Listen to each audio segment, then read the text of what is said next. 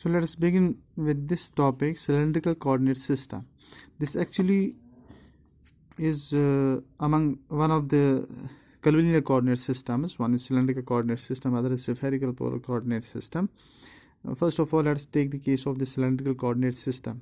तो आप लोग पहले जानते तो हैं कि कार्टेशियन कोऑर्डिनेट सिस्टम में हम जब भी कोई लीनियर पाथ ट्रेस आउट होगा किसी पार्टिकल का, तो हम उसको सीधा कार्टेशियन कोऑर्डिनेट से डिफाइन कर सकते हैं, क्योंकि कोई भी एंगल वगैरह वहाँ पे चेंज नहीं हो रहा है।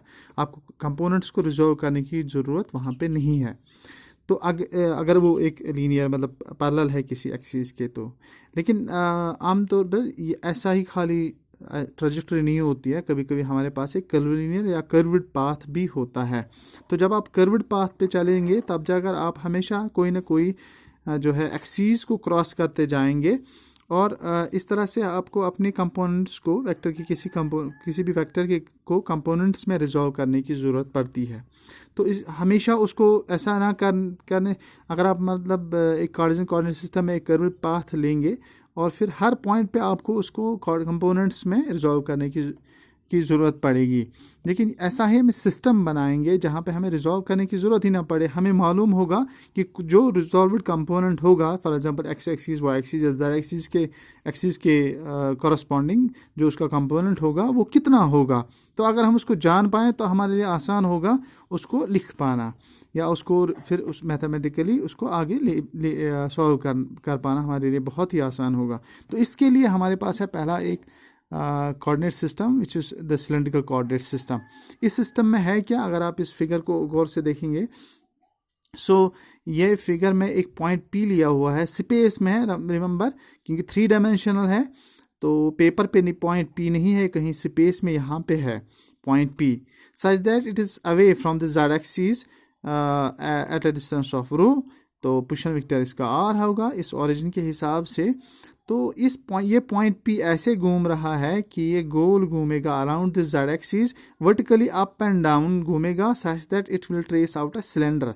अगर आप ऐसा एक ट्रेजेक्टरी आप देखेंगे जहाँ पे एक पार्टिकल एक गोल घूमेगा, इस तरह से घूमेगा और फिर ऊपर नीचे इसी को ट्रेस आउट करता जाएगा, तो एक सिलेंडर जैसा इसकी शेप हो जाएगा इसकी ट्रेजेक्टरी को।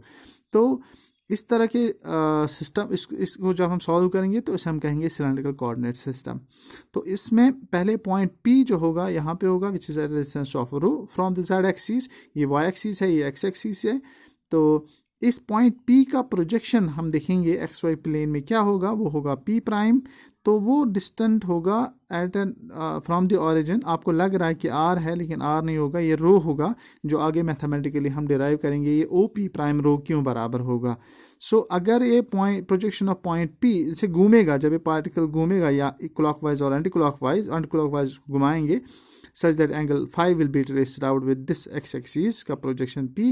This angle will be called as azimuthal angle phi. ये सारी चीज़ें आपको यहाँ पे मैंने नोट करके रखी हैं कि कौन सी चीज़ क्या क्या है। जैसे r है पुशन वेक्टर ऑफ p है, और p प्राइम है projection of point p in X Z plane, X Y plane होना चाहिए यहाँ पे,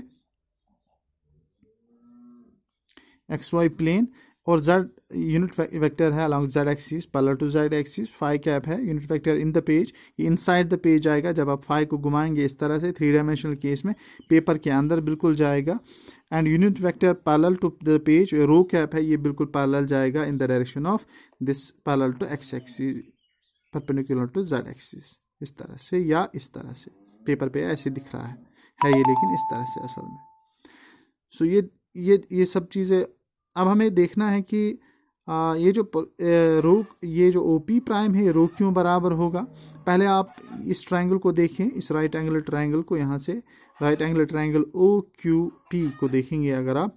this will be from this right angle triangle you will get this rho will be equal to R cos of theta.